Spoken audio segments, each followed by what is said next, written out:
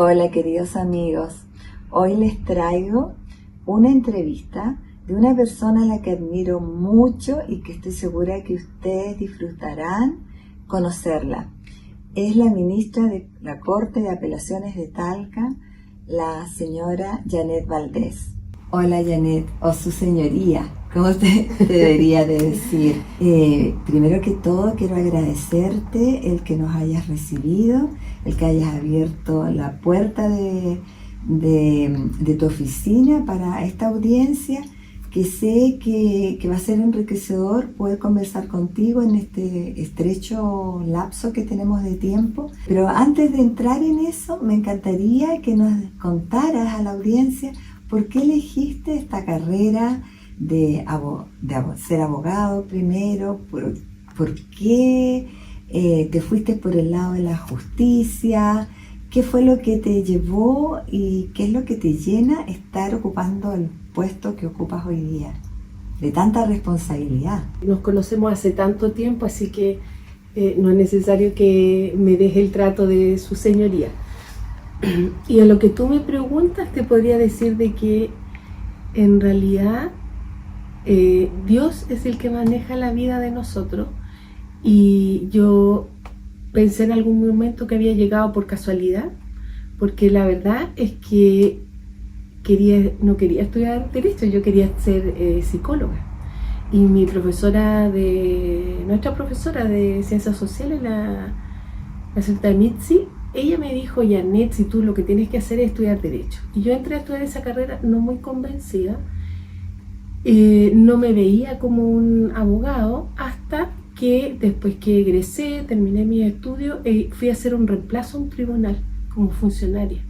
Y cuando trabajé ahí, yo me enamoré del Poder Judicial. Eso fue lo que pasó. Yo me enamoré del Poder Judicial y ahí recién entonces sentí que eso era lo que yo tenía que hacer. Aquí es donde yo tenía que desarrollarme, aquí tenía que trabajar. De hecho, cuando hice mi práctica atendía a una familia, una causa bien compleja de tuición de Michelle, un niño de 10 años. Bueno, finalmente llegamos a buen término en eso y me fueron a ver sus abuelos, que eran los custodios de Michelle, y ellos me dijeron que siempre rezaban en su iglesia porque yo tomara las mejores decisiones. Entonces, por eso te digo, uno cree que toma las decisiones o los caminos de su vida, pero el que está detrás de eso es Dios. Y eso es lo que yo he sentido, y a Él me he encomendado en lo que hago. Entonces, como te digo, primero, no estudié tan convencida como otros la carrera de Derecho, pero cuando empecé a trabajar en el Poder Judicial como funcionaria, yo me enamoré del Poder Judicial. Y ahí me he desarrollado, estoy muy agradecida de las oportunidades que se me han dado y de donde he logrado llegar con harto estudio, dedicación, porque esto es trabajo, que uno trata de hacer siempre las cosas de la mejor manera. Yo estoy segura que tú aplicas aquí mucho en la psicología y que eres como una psicóloga innata. O sea, hay cosas que de los años que te conozco de la adolescencia, y tenías pero una particularidad tú de ser muy empática con los demás, y yo creo que la parte de psicología la tienes intrínseca en ti. Y qué maravilla que sientas que Dios te trajo a esta posición que estás ocupando, y un orgullo para nosotros las que te conocemos desde muchos años, que tú hayas llegado a donde has llegado siendo una mujer, porque tengo entendido que eres la segunda ministra, la tercera ministra, un tremendo orgullo. Pero ahora entremos en el tema que me trae hasta donde ti, porque desde que he estado varios meses ahora aquí en Chile y he visto un crecimiento de la delincuencia juvenil, y realmente como mamá es preocupante. Gracias a Dios que nosotros ya tenemos a nuestros hijos ya encausados y todo, pero me imagino cuántas mamás se preguntarán cómo puedo evitar. Es cierto que de la parte de justicia tú no puedes darnos una pauta clara, o sea, cómo podemos evitar, pero también cómo podemos comprender cómo opera la justicia, o sea, cómo está operando la la ley de penalidad adolescente, o sea, los adolescentes cómo es tratado, y que nos hable un poquito de esta tan criticada puerta giratoria. Bueno, tienes razón, Anita, en lo que señalas, en el aumento de la actividad delictiva, donde hay muchos jóvenes, incluso menores de 14 años, que son irresponsables penalmente. Es una situación compleja, difícil y difícil de abordar. Nosotros desde la justicia solamente vemos si procede o no dejarlos privados de libertad, atendiendo su edad, la complejidad del delito, pero el cómo nosotros podemos prevenir, eso es parte de las políticas públicas que debe abordar el Estado, ya sea con mejor educación,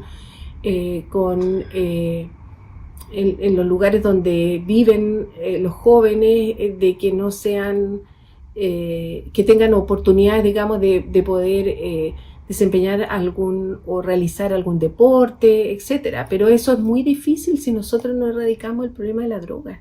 Ese es el gran problema, porque piensa que los grandes traficantes, ¿cómo lo hacen? O los traficantes empiezan a trabajar con jóvenes, les regalan la droga en un principio, después son sus soldados los que los protegen, y después hay muchos que empiezan este camino delictual por conseguir más droga, y además porque existe un culto a la droga, porque el traficante gana mucha plata, tiene autos de lujo.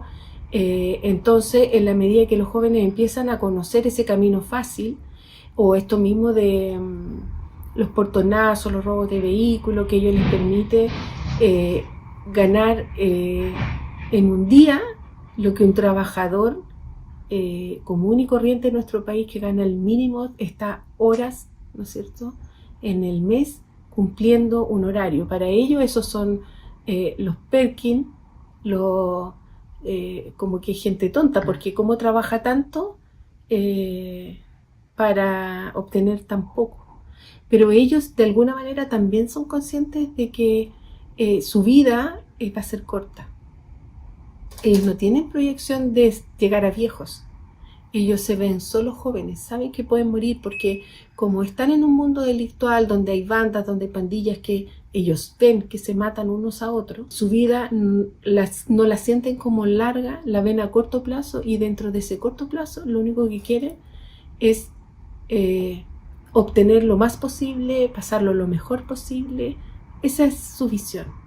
Ahora, como te digo, ese es un trabajo que es de políticas públicas del Estado. Nosotros meramente revisamos la situación, aplicamos la norma y son sancionados criminalmente. La gente entiende o existe esa denominación de la puerta giratoria, en el sentido de que quedan libres fácilmente después de un trabajo policial, de que se captura a los hechores, especialmente a los jóvenes, pero la gente desconoce de que, conforme a la ley de responsabilidad penal adolescente, los jóvenes tienen penas inferiores que los de los adultos, que se debe siempre privilegiar la libertad, que la reclusión se dice la última ratio, es la última medida que se puede adoptar. Entonces, por eso que muchos adultos utilizan a jóvenes en los delitos. Los adultos se escapan, o si lo encuentran con droga, la droga la tienen los jóvenes.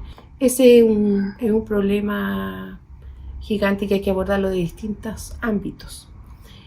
Ahora, también yo hago una invitación a los papás, porque a veces pensamos en esto como que son ciertos grupos, que son, esto no me va a llegar a mí, pero la droga ha llegado a todos los ámbitos de nuestra sociedad. Entonces, estemos pendientes de nuestros hijos, de conversar con ellos, de escucharlos, y ese es el escuchar, como dicen ahora los TikToks, escuchar sin juzgar. Esa es la forma de escuchar, porque si no, nunca nuestros hijos nos van a contar lo que les pasa, porque van a estar, dice, después me va a retar si yo le cuento esto. No, escuchar es escuchar sin juzgar. Después podrás conversar sobre la situación. Entonces, en lo que cada cual puede hacer dentro de su familia es estar alerta con lo que pasa con tus hijos. Hay tantas cosas, no solamente la droga, el maltrato. Hace un tiempo fui a una conferencia sobre la ley de protección integral a la mujer de no violencia. Y yo decía, me parece increíble, porque todos decían que estaban felices por eso. Y yo decía, a mí me da pena que tengamos que dictar una ley que nos proteja. Entonces, dentro de esa misma ley está la protección del pololeo, porque hay mucha violencia en el pololeo. Los papás a veces no nos damos cuenta, pero que se haya tenido que dictar una ley que proteja las relaciones o las situaciones durante el pololeo significa de que ahí hay maltrato verbal, psicológico, de sometimiento, o qué sé yo, si tú no vas a esta fiesta. Y lo que pasa es que en la adolescencia, en la juventud, es la etapa en que nosotros los seres humanos nos estamos probando, donde nosotros queremos tener amigos, donde queremos ser aceptados, y ese querer ser aceptado a veces nos puede llevar a hacer cosas que son incorrectas. Janet, veo que eres fans de Ruth Bader Ginsburg. Cuéntanos un poquito. Sí, lo que pasa es que yo admiro mucho a Ruth Bader Ginsburg, quien fuera ministra de la Corte Suprema de Estados Unidos, porque ella fue una defensora de los derechos civiles y siempre abogó, digamos, por el respeto a los seres humanos, por de su dignidad, por la no discriminación, porque pudieran llegar más mujeres a la Corte Suprema y acortar esa brecha. Y en el caso nuestro ha sido difícil también acceder a cargos de alta connotación pública o a cargos superiores dentro del Poder Judicial. Entonces, para mí ella es una inspiración, muy trabajadora, una mujer excepcional. Yo les recomiendo que vea las películas que se han hecho sobre su vida. Janet, tú sabes cuánto te admiro y como ser humano, y nosotros, que la audiencia no sabe, pero fuimos compañeras de curso. Con los años cada una tomó sus respectivos caminos, la vida nos hizo encontrarnos de nuevo, y realmente más nos encontramos cuando tú leíste un libro mío y una novela, y estabas pasando un proceso muy fuerte, y me encantaría que nos compartieras un poquito de esa experiencia que muchos no quisiéramos pasar, y tú la pasaste heroicamente con la ayuda de tu fe, y para mí ese es un testimonio vivo de cómo Dios opera en los seres humanos, y feliz de verte como te veo hoy en día. Bueno, Anita, tú me llevas a recordar una etapa muy importante en mi vida y bonita, yo la veo así. Y esto pasó hace exactamente 10 años, en que a mí se me diagnosticó de cáncer de mama. En su momento, cuando fui con los exámenes donde mi doctora, me acompañó mi marido, y fue como una sentencia de muerte en ese minuto.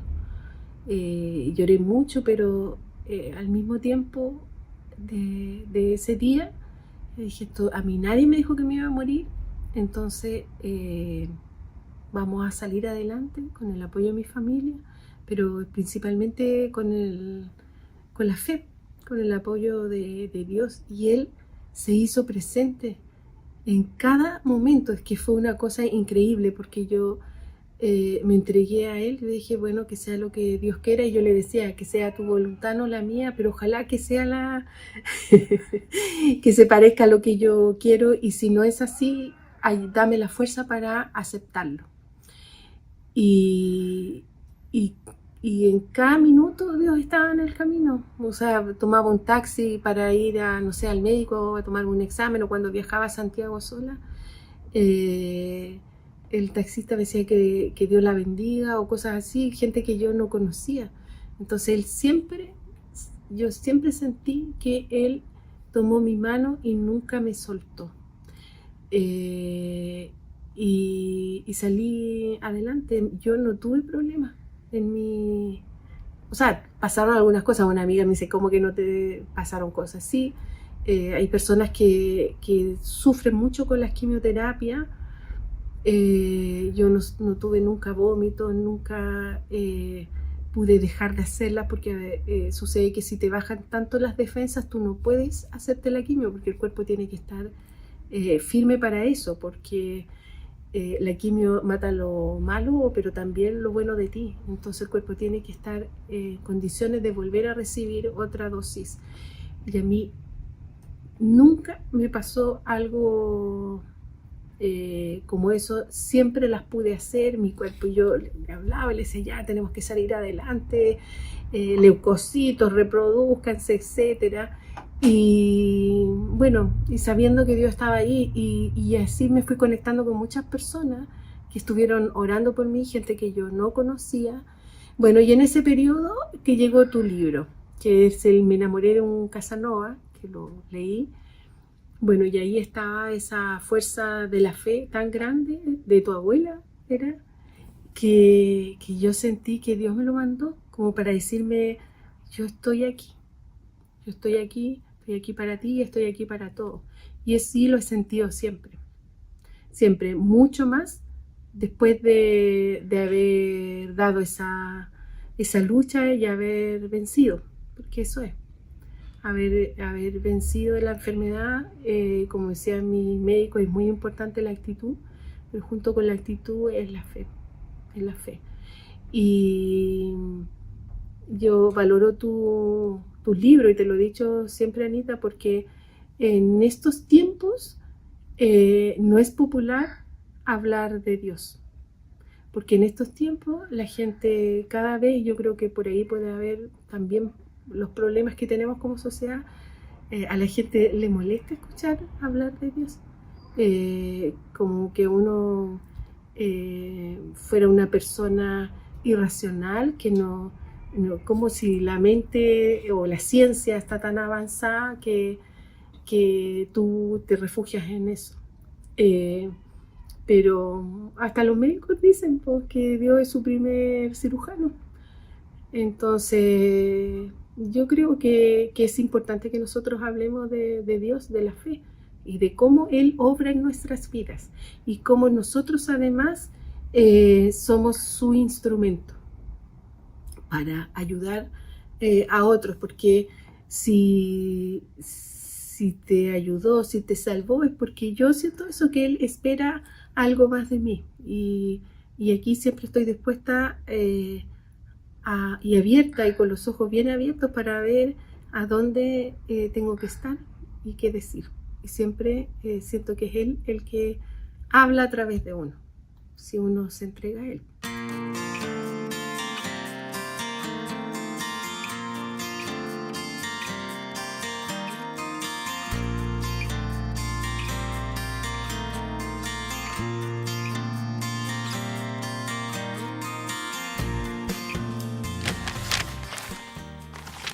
Queridas amigas, no puedo creer que ya llegamos al capítulo 4 en el programa de Mujer a Mujer.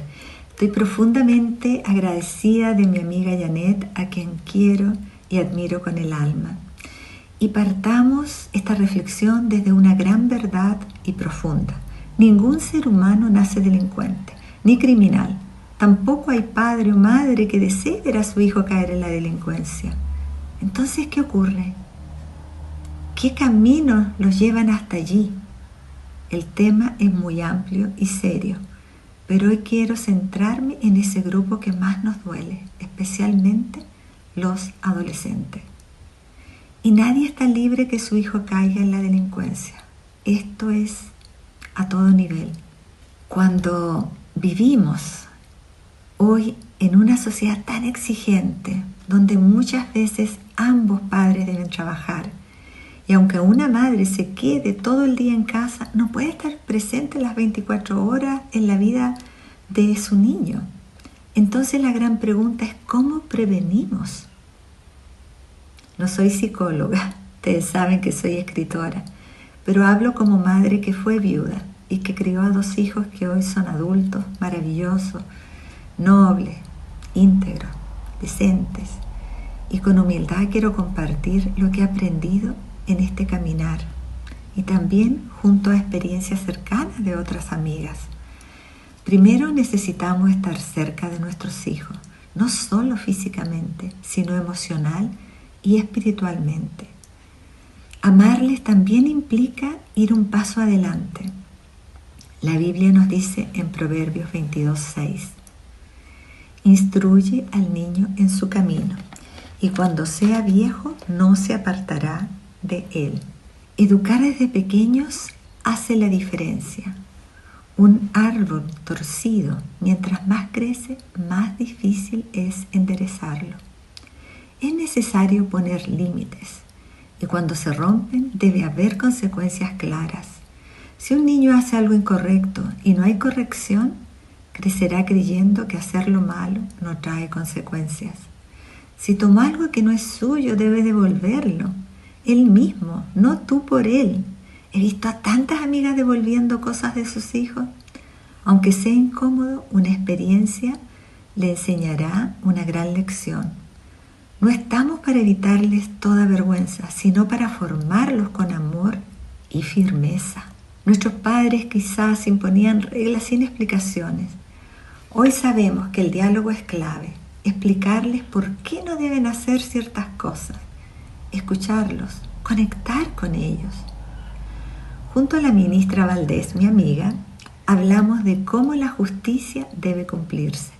Las leyes están para protegernos, no para hacernos la vida más difícil. Los límites no son castigos, son cuidados, son amor. Janet mencionó el tema de las drogas. Muchos jóvenes empiezan a delinquir buscando una gratificación inmediata. Y si es bueno enseñarles a tener sueño, pero también es necesario mostrarles que deben esforzarse para alcanzarlo, porque cuando algo se consigue sin esfuerzo, la recompensación es inmediata, pero es mejor conseguirlo con esfuerzo porque esa es más profunda y más duradera. A veces, por nuestras propias carencias, caemos en el error de darle todo lo que nosotros no tuvimos, pero eso puede ser más dañino que beneficioso. Hoy se vive un exceso de permisividad. Se evita que los niños se frustren, pero eso los debilita. Vemos jóvenes que se frustran con facilidad, que reaccionan con agresividad cuando algo no les resulta. Y no es casualidad. La televisión, los videojuegos, las redes sociales, muchas veces glorifican la violencia y la sexualidad sin límites. Tenemos que cuidar lo que nuestros hijos consumen. Como vimos en el capítulo anterior, la pornografía es una epidemia silenciosa que daña profundamente. Enseñemos que no todo se puede tener y que eso está bien. No los hace mediocres, los hace fuertes. Enseñémosle también el coraje de reconocer un error y pedir perdón. Eso es valentía. Y por favor, llamemos las cosas por su nombre. Si tu hijo tomó tu dinero sin permiso, no es un abuso de confianza, es robo. ¿Podemos perdonarlo? Sí, pero debe entender la gravedad del acto. La permisividad excesiva y el relativismo nos hacen estar en esta sociedad tan confundida. Estemos atentos a los amigos que los rodean. Y esos amigos celosos, controladores, manipuladores, si no haces tal cosa, no eres mi amigo, cuidado con esos amigos rebeldes que buscan desafiar las reglas, mucho cuidado. Hace poco vi la miniserie llamada Adolescencia, que se las recomiendo. Un joven de solo 13 años comete un crimen atroz y toda la historia gira en torno a entender cómo llegó hasta ahí, qué pasó en su entorno, qué tanto lo conocían sus padres, qué señales ignoraron.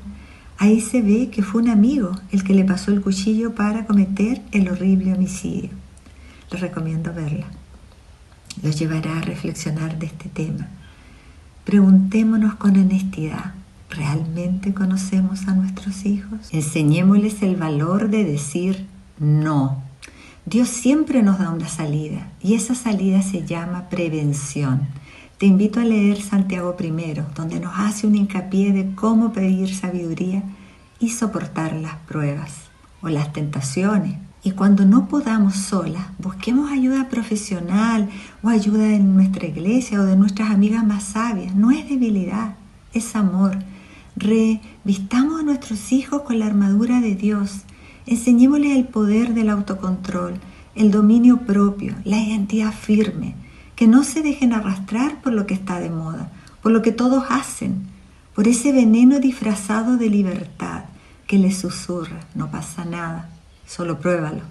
Hagámoslo por amor, porque aún estamos a tiempo, porque Dios no nos deja solas en esta misión y porque aunque el mundo diga lo contrario, criar con valores es el acto más valiente y revolucionario que podamos hacer. Por eso estoy aquí, en este programa de Mujer a Mujer para ustedes, y ahora les dejo con el rinconcito de Australia. Muchos cariños, que Dios les bendiga. En lo alto de una colina con vista al puerto de Fremantle, en Australia Occidental, se alza una estructura imponente, austera y cargada de historia, la prisión de Fremantle. No es una cárcel cualquiera, es la prisión construida por convictos más intacta de toda Australia. Un testigo silencioso del paso del tiempo, del castigo, la redención y la memoria. Hoy funciona como museo. Ahí pueden ver esos niños visitándola acompañados por sus profesores. Vamos a entrar a conocerla. Hay diferentes tours que comienzan desde el precio de $23 australianos. También hay paquetes familiares. Fue construida en 1851 por manos encadenadas, las de los propios convictos transportados desde Gran Bretaña. La prisión fue durante más de 130 años el corazón del sistema penitenciario de Australia Occidental. Una cárcel es un lugar donde nunca quisiéramos caer y donde no quisiéramos que llegara ninguno de nuestros seres queridos. Dicen que es el lugar donde se conocen a los verdaderos amigos. Su diseño se inspiró en la penitenciaría de Pentonville, pero su alma fue moldeada por el desarraigo, el sufrimiento y también la esperanza. Aquí se vivió de todo, desde la época colonial, con presos trabajando en obras públicas hasta las décadas de tensión del siglo XX, pasando por la fiebre del oro que llenó sus celdas y la guerra mundial que transformó parte del complejo en prisión militar. Durante casi un siglo y medio, los pasillos de Fremantle fueron testigos de castigos brutales, motines explosivos como el de 1988, fugas legendarias como la del célebre Monday Joe y más de 40 ejecuciones en la horca. Fue entre 1888 y 1984 el único sitio legal de ejecución en todo el estado. Pero no solo alberga historias de dolor, también fue escenario de reformas que intentaron humanizar el sistema penitenciario, desde la introducción de talleres y programas de rehabilitación hasta la creación de estaciones agrícolas que buscaban reducir el hacinamiento. En 1991, la prisión cerró sus puertas como centro penitenciario. El silencio tomó el lugar de los gritos y entonces comenzó otra historia, la de su conservación como patrimonio de la humanidad. Hoy, la cárcel de Fremantle es una cápsula del tiempo, un museo viviente, un sitio que nos confronta con el pasado, a veces oscuro, de nuestra sociedad y nos invita a reflexionar sobre la justicia, la dignidad y el perdón.